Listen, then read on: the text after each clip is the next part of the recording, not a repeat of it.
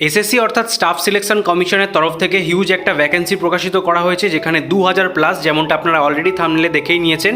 সেই অনুযায়ী আপনারা যদি মাধ্যমিক পাস ন্যূনতম করে থাকেন সেক্ষেত্রে আপনারা কিন্তু এলিজিবল। তার পাশাপাশি আরও কী কী পোস্ট রয়েছে, কোন কোন ডিপার্টমেন্টে নিয়োগ চলছে, সম্পূর্ণ ডিটেলস আপনাদেরকে আজকের এই ভিডিওর মাধ্যমে জানাবো। তাই ভিডিওটিকে প্রথম থেকে শেষ পর্যন্ত দেখবেন। আর চ্যানেল নতুন দর্শক হয়ে থাকলে চ্যানেলটিকে অবশ্যই সাবস্ক্রাইব করে পাশের বেল আইকনটিকে অন করে রাখবেন। এবং আপনারা যদি এখনও টেলিগ্রাম গ্রুপে যুক্ত হননি অবশ্যই টেলিগ্রাম গ্রুপেও যুক্ত হয়ে যাবেন নিত্য নতুন জবের আপডেট পাওয়ার জন্য। চলুন এবার চলে যাব সেই অফিসিয়াল বিজ্ঞপ্তিতে এবং জেনে নেব কী কী ডিটেলস সেখানে বলা হয়েছে। এসএসসির তরফে প্রকাশিত সেই অফিসিয়াল বিজ্ঞপ্তি আপনারা দেখতে পাচ্ছেন, যেখানে আপনাদের সমস্ত সিরিয়াল নাম্বার ওয়াইজ কী কী পোস্টের রিক্রুটমেন্ট চলছে, কোন ডিপার্টমেন্টে, কত বয়স সীমা, পে স্কেল, সমস্ত ডিটেলসটাই বলে দিয়েছে। এবং স্ক্রল ডাউন করে আপনারা যদি নিচের দিকে আসেন এখানে দেখতে পারবেন আপনাদের টোটাল যে কতগুলো ডিপার্টমেন্টে নিয়োগ করা হচ্ছে। যেমনটা আপনারা থাম্বনেলে অলরেডি দেখেই নিয়েছেন যে প্রায় 2000+ ভ্যাকেন্সি কিন্তু বেরিয়ে এসছে। তো এখানে টোটাল ভ্যাকেন্সিটাও আপনাদের একবার দেখিয়ে দিই। এখানে টোটাল ভ্যাকেন্সি কতগুলো রয়েছে দেখতে পাচ্ছেন, 2049টা ভ্যাকেন্সি কিন্তু টোটাল বেরিয়ে এসছে। ঠিক আছে, যেখানে আপনাদের 489টা আলাদা আলাদা ডিপার্টমেন্টে আপনাদের নিয়োগ করা হবে। যেখানে আপনাদের যে কি কোয়ালিফিকেশান, যেমনটা আপনারা থাম্বনেলেই দেখেছেন, মাধ্যমিক পাস থেকে শুরু করে আপনারা যদি এইচএস পাস হয়ে থাকেন, গ্র্যাজুয়েশন কমপ্লিট করে থাকেন, সেই অনুযায়ী কিন্তু আপনাদের বিভিন্ন ডিপার্টমেন্টে এখানে নিয়োগ করা হচ্ছে। ঠিক আছে, তো কী কী পোস্ট এখানে রয়েছে, প্রথমে কয়েকটা পোস্ট আপনাদেরকে দেখিয়ে দিই এখানে কী কী পোস্টের জন্য রিক্রুটমেন্ট চলছে। তো প্রথমে আপনারা দেখতে পাচ্ছেন ল্যাবরেটরি অ্যাটেন্ডেন্টের জন্য ভ্যাকেন্সি বেরিয়ে এসছে। এখানে এজ বলা হয়েছে 18 থেকে 25। ঠিক আছে, যেক্ষেত্রে আপনারা যদি এসটি/এসসি হয়ে থাকেন আপনারা সরকারি নিয়ম অনুযায়ী বয়সের ছাড় এখানে পেয়ে যাচ্ছেন। ওবিসি হলেও 3 বছরের বয়সের ছাড় আপনারা পাবেন। তারপরে দেখতে পাচ্ছেন এখানে পে স্কেল লেভেল 2 অনুযায়ী এখানে কিন্তু হায়ার সেকেন্ডারি এডুকেশন চাওয়া হয়েছে।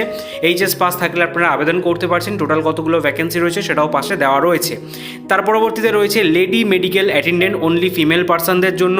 এখানেও লেভেল 1 অনুযায়ী এখানে ম্যাট্রিকুলেশন মাধ্যমিক পাশে আবেদন করা যাবে। বয়স সীমা সেম থাকছে 18 থেকে 25। এখানে 5টি ভ্যাকেন্সি টোটাল রয়েছে। পরবর্তীতে মেডিকেল অ্যাটেন্ডেন্টের জন্য ভ্যাকেন্সি রয়েছে, বয়স সীমা সেম রাখা হয়েছে। এখানেও আপনারা মাধ্যমিক পাশে আবেদন করতে পারছেন। 7টা ভ্যাকেন্সি এই পোস্টের জন্য রয়েছে। তার পরবর্তীতে দেখতে পাচ্ছেন নার্সিং অফিসার, যেখানে বলা হয়েছে গ্র্যাজুয়েশন অ্যান্ড অ্যাবভ, অর্থাৎ আপনারা যদি বিএসসি নার্সিং কমপ্লিট করে থাকেন বা পোস্ট বেসিক বিএসসি নার্সিং, সেই সমস্ত প্রার্থীরা আপনারা কিন্তু এখানে এলিজেবল। এছাড়া কোনো রকম এখানে এক্সপিরিয়েন্স লাগছে না। ফ্রেশার ক্যান্ডিডেট রেজিস্ট্রেশন প্রাপ্ত থাকলেই আপনারা এখানে আবেদন করতে পারছেন। যদি এক্সপিরিয়েন্স থেকে থাকে সেক্ষেত্রে আপনারা কিন্তু এখানে অগ্রাধিকার পাবেন। বয়স সীমা কী বলা হয়েছে, 18 থেকে 30 এখানে চাওয়া হয়েছে। পরবর্তীতে ফার্মেসিস্ট অ্যালোপ্যাথিকের জন্য ভ্যাকেন্সি বেরিয়ে এসছে, বয়স সীমা 18 থেকে 25। হায়ার সেকেন্ডারি লেভেলে এখানে আপনারা আবেদন করতে পারছেন, যেখানে ভ্যাকেন্সি রয়েছে টোটাল 11টা।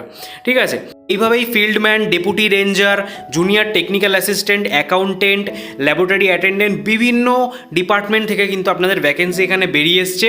যেই ডিপার্টমেন্টগুলো থেকে বেরিয়ে এসছে সেই অনুযায়ী আপনাদের কোয়ালিফিকেশান অনুযায়ী আপনারা কিন্তু এখানে আবেদন করতে পারছেন। ঠিক আছে, তো সেই অনুযায়ী আপনারা এখানে পোস্টটা দেখে নেবেন। এতগুলো পোস্ট তো বলা সম্ভব নয়, আপনারা এখানে সমস্ত লিস্টটা এখানে একবার ভালোভাবে দেখে নেবেন। এই নোটিফিকেশনের লিঙ্ক আপনাদেরকে বলে রাখি, আমাদের টেলিগ্রাম গ্রুপে যুক্ত হয়ে গেলে সেখান থেকে কিন্তু আপনারা ডাউনলোড করে নিতে পারেন এবং তারপরে সমস্ত ডিটেলসগুলো আপনারা এখান থেকে দেখে নিতে পারেন যে কে কোন পোস্টের জন্য এলিজিবল, সেই পোস্ট অনুযায়ী আপনারা এখানে আবেদন করতে পারেন। এছাড়াও এখানে আরও কী এলিজিবিলিটি কন্ডিশনস বলেছে সেগুলো আপনাদেরকে একবার বলে দিই। তো এখানে আপনাদের এলিজিবিলিটি কন্ডিশনের মধ্যে আপনারা যেই পোস্টের জন্য আবেদন করছেন সেই পোস্ট অনুযায়ী আপনাদের যে শিক্ষাগত যোগ্যতা রয়েছে সেই অনুযায়ী আপনাদের কিন্তু এখানে সিলেকশন প্রসিডিওর কমপ্লিট হচ্ছে। এবং এখানে আপনাদের যে এসএসসির তরফে এক্সামটা নেওয়া হবে সম্পূর্ণ সিবিটি টেস্ট, সেই সিবিটি টেস্টের কী রুলস অ্যান্ড রেগুলেশন রয়েছে সেটা একবার দেখে নিন। তো এখানে সাবজেক্টের সমস্ত ডিটেলস বলে দিয়েছে, general intelligence, general awareness, quantitative aptitude এবং ইংলিশ ল্যাঙ্গুয়েজ। এই সমস্ত বিষয় থেকে 25টা করে প্রশ্ন আসছে, যেখানে প্রত্যেকটা প্রশ্নের জন্য 2 মার্কস করে থাকবে, 50 মার্কস, যেখানে টোটাল 60 মিনিট অর্থাৎ 1 ঘন্টা আপনারা কিন্তু টাইম পেয়ে যাচ্ছেন। ঠিক আছে, এখানে কিন্তু নেগেটিভ মার্কিং থাকছে 0.50 মার্কসের, সেটাও এখানে জানানো রয়েছে। তার পাশাপাশি আপনাদের আরও যদি ইন ডেপথে সিলেবাস জানতে হয় সেক্ষেত্রে এখানে ম্যাট্রিকুলেশন লেভেল থেকে কী জেনারেল ইন্টেলিজেন্সের উপরে প্রশ্ন আসবে সমস্ত ডিটেলস বলে দিয়েছে। কোয়ান্টিটিভ অ্যাপটিটিউড থেকে কোন কোন বিষয়গুলো থেকে প্রশ্ন আসবে, তারপরে জেনারেল অ্যাওয়ারনেসের উপর থেকে কীভাবে প্রশ্ন আসবে, ইংলিশ ল্যাঙ্গুয়েজের উপরে কোন কোন চ্যাপ্টার থেকে প্রশ্ন আসবে, সমস্ত বিষয়গুলো এখানে জানানো রয়েছে। তার পরবর্তীতে হায়ার সেকেন্ডারি লেভেলের জেনারেল ইন্টেলিজেন্স কী রয়েছে, অ্যাওয়ারনেস কী রয়েছে, সেগুলো আপনারা কিন্তু এই নোটিফিকেশান যেমনটা বললাম আমাদের টেলিগ্রাম গ্রুপ থেকে ডাউনলোড করে সমস্ত ডিটেলসটা ইন ডেপথে জেনে নিতে পারেন। ঠিক আছে, তো এরপরে আসবো আপনাদের আবেদন প্রক্রিয়া। তার আগে আপনাদের এক্সাম সেন্টারটাও একবার বলে দিই। আপনারা যারা এখানে এক্সামের জন্য কোয়ালিফাই হবেন তো আপনাদের এক্সাম সেন্টার কোথায় কোথায় পড়বে করবে। ঠিক আছে, তো এখানে আপনাদের যে এক্সাম সেন্টার রয়েছে সেটা কিন্তু আপনারা ওয়েস্ট বেঙ্গলে পেয়ে যাচ্ছেন। ওয়েস্ট বেঙ্গলের কোথায় কোথায় পাবেন সেটাও দেখিয়ে দিচ্ছি। যেমনটা দেখতেই পাচ্ছেন exam centre, centre code, SSC region, state, address সহ সমস্ত ডিটেলস এখানে বলে দিয়েছে। যেখানে আপনাদের যারা যারা ওয়েস্ট বেঙ্গল, সিকিম, উড়িষ্যা, ঝাড়খণ্ড এই সমস্ত জায়গা থেকে যারা যারা আবেদন করছেন, সেক্ষেত্রে আপনারা দেখতে পাচ্ছেন কলকাতা, শিলিগুড়ি, কল্যাণী, গ্যাংটক এই সমস্ত জায়গায় কিন্তু আপনারা এক্সাম সেন্টার পেয়ে যাচ্ছেন। অর্থাৎ ওয়েস্ট বেঙ্গলের কল্যাণী, শিলিগুড়িতে আপনারা এক্সাম সেন্টার পেয়ে যাবেন, এছাড়া কলকাতাতেও পেয়ে যাচ্ছেন। ঠিক আছে, এক্সাম সেন্টার কোডও এখানে দেওয়া রয়েছে। তো আপনাদের চিন্তার কোনো কারণ নেই, আপনারা কিন্তু স্টেটের মধ্যেই এক্সাম সেন্টার পেয়ে যাচ্ছেন। তার পাশাপাশি বলে রাখি আপনারা এখানে কিভাবে আবেদন করবেন। তো এখানে আবেদন প্রক্রিয়াও সম্পূর্ণ অনলাইনের মাধ্যমেই আপনাদের করতে হবে। তার জন্য কি স্টেপ রয়েছে সেটা একবার দেখে নিন। যেমনটা দেখতে পাচ্ছেন এখানে লেখা রয়েছে procedure for filling online application. ফার্স্টে আপনাদের একটা রেজিস্ট্রেশন কমপ্লিট করে নিতে হবে, তারপরে সেখানে filling online application for the examination অর্থাৎ পার্ট 2তে।